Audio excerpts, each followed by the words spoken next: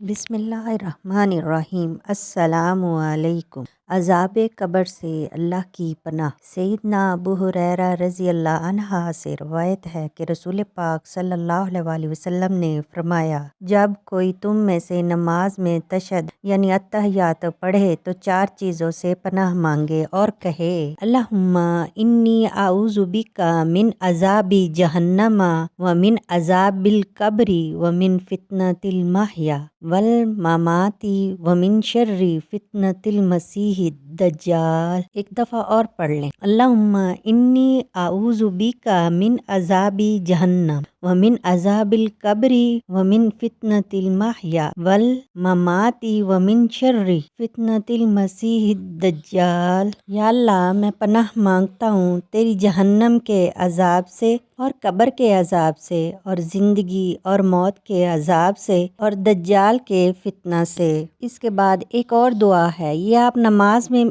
के बाद भी पढ़ सकते हैं और वैसे भी आम रूटीन में किसी टाइम भी पढ़ सकते हैं। नऊज़ु बिल्लाहि मिन अज़ाबिल कब्र। एक दफ़ा और पढ़ते हैं, नऊज़ु बिल्लाहि मिन अज़ाबिल कब्र। हम कब्र के अजाब से अल्लाह की पनाह मांगते हैं। फजर के बाद ये तिलावत करने से कब्र में अजाब से बच जाएंगे। इससे कब्र में हिफाजत का जरिया बनता है। रसूल पाक सल्लल्लाहु अलैहि वसल्लम ने फरमाया, आदमी जब कब्र में दफन किया जाता है तो फरिश्ता सर की तरफ से आज़ाब देने के लिए आता है, तो तिलावत कुरान इसे दूर कर देती है। जब फरिश्ता सामने से आता है तो सदका इसे धकेल देता है और जब पाँव की तरफ आता है तो मस्जिद की तरफ चलकर जाना इसे दूर कर देता है। अल्लाह ताला हम सबको कुरान पाक पढ़ने और इस पर अमल करने की तौफीक दे। अगर आपने अभी तक मेरा चैनल सब्सक्राइब नहीं किया तो प्लीज़ मेरे चैनल को